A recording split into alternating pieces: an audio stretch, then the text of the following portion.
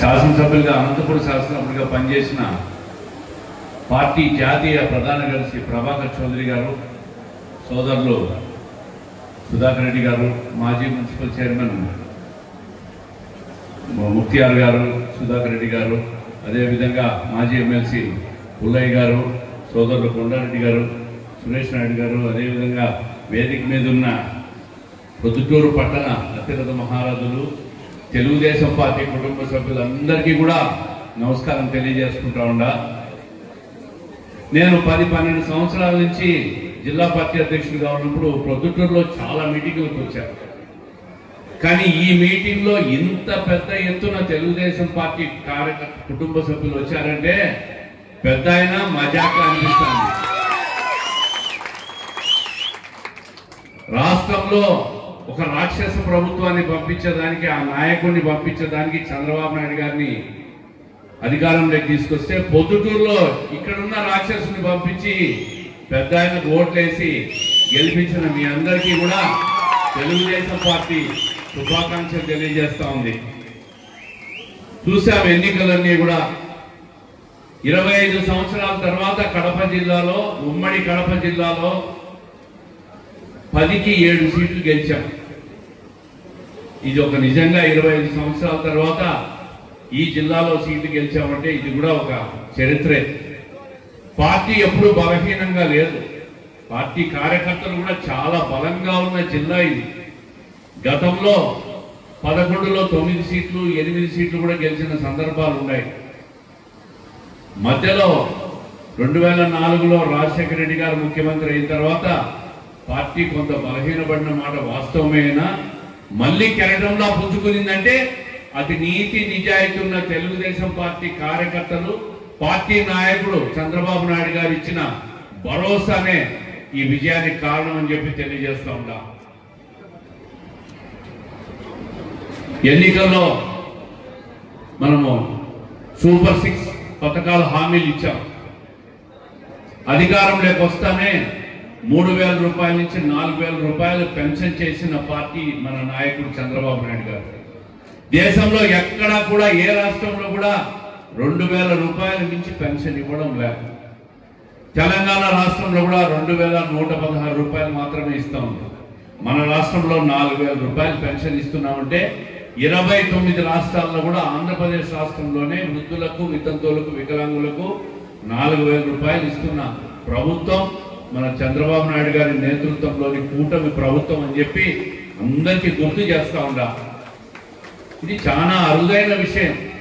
దాదాపు సంవత్సరానికి 30,000 కోట్ల రూపాయలు ఒక్క పెన్షన్లకే వినియోగం పోతా ఉంది.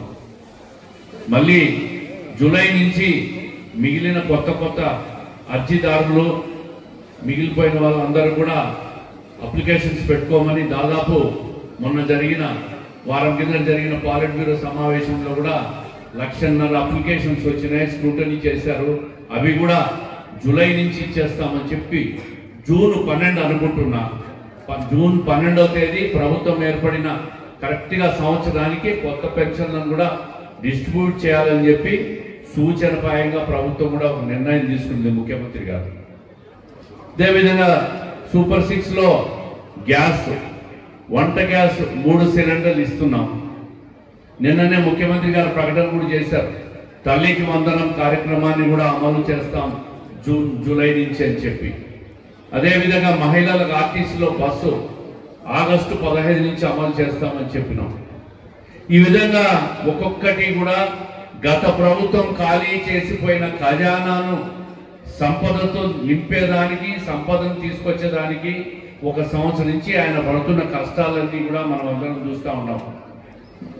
ఈ సంక్షేమ పథకాలన్నీ అమలు చేయడం లేదు, వీళ్ళు ఫెయిల్ అయిపోతారు, కళ్ళు మూసుకొని తెరిస్తే అధికారంలోకి వస్తామని చెప్పి పగటి కలలు కంటున్నారు వైఎస్ఆర్ పార్టీ వారు.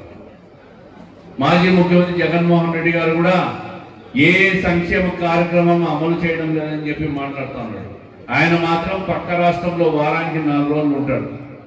మరి చంద్రబాబు నాయుడు గారిని గతంలో హైదరాబాద్ లో కూర్చొని రాజకీయాలు చేస్తామన్న వ్యక్తి ఈ రోజు వారానికి 4 రోజులు బెంగళూరు నగరంలో కూర్చొని రాజకీయాలు చేస్తాడా?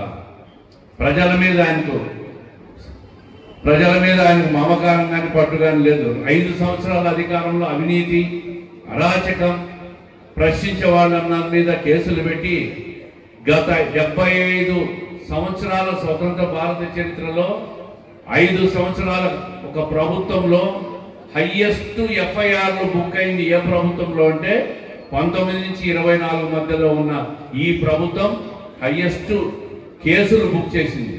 దీంట్లో 75 నుంచి 80% తెలుగుదేశం పార్టీ కార్యకర్తల మీద, నాయకుల మీద పెట్టింది.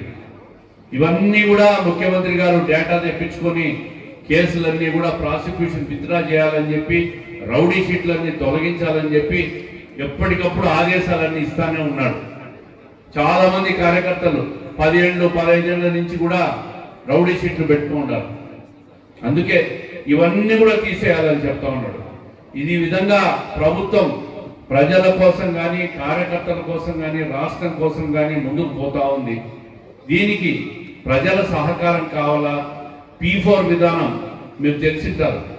ప్రభుత్వం దగ్గర డబ్బులు లేవని చెప్పి గతంలో ముఖ్యమంత్రిగా ఉన్నప్పుడు జన్మభూమి కార్యక్రమాన్ని ఏ విధంగా తెచ్చాడో ఇప్పుడు కూడా P4 విధానం అంటే పబ్లిక్, ప్రైవేటు, పీపుల్స్ పార్ట్నర్షిప్ అంటే డబ్బున్న సాహుకారులు కొంత ప్రభుత్వానికి డొనేషన్ గా ఇస్తారు.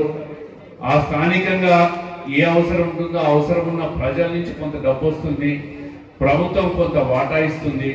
ఈ ముగ్గురు కలిసి ఒక పార్ట్నర్షిప్ గా చేరి ఆ ప్రాంతాన్ని అక్కడ డెవలప్ చేసుకోవాలని చెప్పి ఇదంతా ప్రయత్నం జరుగుతూ ఉంది. ఈరోజు కడప నగరంలో కూడా 1 కోటి రూపాయలు సీసీ కెమెరాలు, కొత్త టెక్నాలజీతో కడప ప్రజల భద్రత కోసం సీసీ కెమెరాలు చేయాలంటే 1 కోటి రూపాయలు ఖర్చు అవుతుంటే కడపలో ఉన్న ప్రజల నుంచి, ప్రముఖములైన డాక్టర్ల నుంచి ఒక్కొక్క డాక్టర్ నుంచి 1 లక్ష రూపాయలు చందాగా వసూలు చేసి ఆ 1 కోటి రూపాయలు ఖర్చు పెట్టి ఈరోజు సీసీ కెమెరాలంతా ఏర్పాటు చేసే ప్రక్రియ జరుగుతూ ఉంది. ఈ విధంగా డబ్బున్న ప్రతి ఒక్కరు కూడా నగరానికి అంతో ఇంతో కొంత సహకరించి అభివృద్ధికి తోడ్పడాలని చెప్పి అందరినీ కోరుకుంటూ ఉంటాం.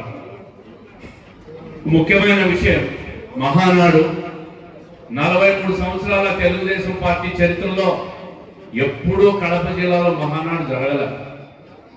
మా కడప ఏముందిలే, చిన్న ఊరు, సౌకర్యాలు ఉండవు, స్థలం ఉండదు, ఏ వసతులు ఉండవు అని గతంలో అనుకున్నారు.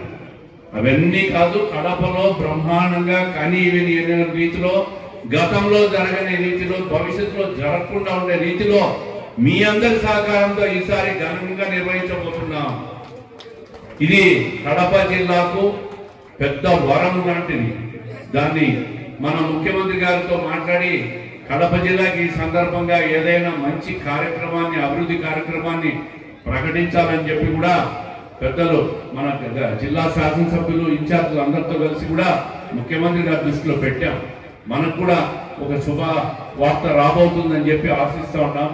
ఈ మహానాడు కార్యక్రమాన్ని మరి ప్రతి ఒక్కరూ 27, 28 2 రోజులు ప్రతినిధుల సభ, 3వ రోజు 29 సాయంత్రం 4 గంటలకు గొప్ప బహిరంగ సభ జరగబోతా ఉంది.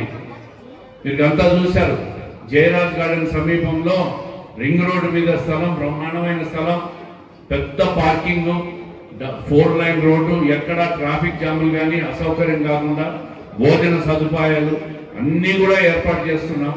మీరందరూ కూడా ప్రొద్దుటూరు కాన్స్టిట్యున్సీ నుంచి మీరందరూ కూడా మరి మన పెద్ద ఆయన ఎమ్మెల్యే గారి ఆధ్వర్యంలో ఆ కార్యక్రమానికి హాజరై జయప్రదం చేయాల్సిందిగా మనస్ఫూర్తిగా కోరుకుంటున్నా. రెండో విషయం, ముఖ్యమంత్రి గారి దృష్టిలో పెట్టాం, నారా లోకేష్ గారి దృష్టిలో పెట్టాం. సార్ 10 సీట్లలో 7 సీట్లు గెలిచాము ఈ సంవత్సరంలో. మాకు కడప జిల్లాలో కష్టపడిన పార్టీ కార్యకర్తలకు పదవులు ఇవ్వాలి. పదవులు ఈ సంవత్సరం మాకు తక్కువగా వచ్చినాయి. రాష్ట్ర స్థాయిలో కార్పొరేషన్ స్థాయి కానీ, డైరెక్టర్ల స్థాయి కానీ పదవులు ఇవ్వాలని చెప్పి మొన్న జరిగిన మీటింగ్లో కూడా ఆయన దృష్టిలో పెట్టాం.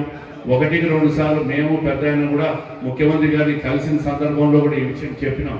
తప్పకుండా కష్టపడిన ప్రతి కార్యకర్తకు సీనియారిటీ బేసిస్ లో రేపు మహానాడు అయిన తర్వాత పదవులు ఖచ్చితంగా కడప జిల్లాకి ఇస్తామని కూడా చెప్పినారు. ఈ విషయాన్ని కూడా మేము మాట్లాడలేదు, మీరు అడగడం లేదు అనుకుంటారేమో. అన్ని విషయాలు ఆయన దృష్టిలో ఎప్పటికప్పుడు పెడతానే ఉన్నాం. కష్టపడిన ప్రతి ఒక్కరికి కూడా తప్పకుండా పదవులు వస్తాయి. ఈ ఒక సంవత్సరం, రేపు నెలకు 12కు ఒక సంవత్సరం అవుతోంది ప్రభుత్వం వచ్చి. ఇప్పటికే మీరు శాంతి భద్రతల విషయంలో కానీ ఇటువంటి విషయాల్లో మార్పులు చూసింటారు. గత 5 సంవత్సరాల్లో ప్రజలు ఇళ్లలో పండుకోవాలంటే మా ఆస్తులు ఉన్నాయా లేదా అని భయపడేవాళ్ళు. ఇప్పుడు ఈ సంవత్సరం నుంచి ఏ మనిషికి టెన్షన్ లేకుండా చల్లగా నిద్రపోతున్న పరిస్థితిని గమనిస్తూ ఉండాలి. ఎక్కడ అటువంటి దౌర్జన్యకర పరిస్థితులు కానీ, ల్యాండ్ గ్రాబింగ్లు కానీ, ఆస్తులు కొట్టేయడం కానీ, పాస్బుక్లు రాసుకోవడం కానీ, ఇట్లాంటి అన్ని కూడా అరాచకం తగ్గింది. ఇవన్నీ కూడా మరి మనం అందరం కూడా గమనిస్తూ ఉన్నాం.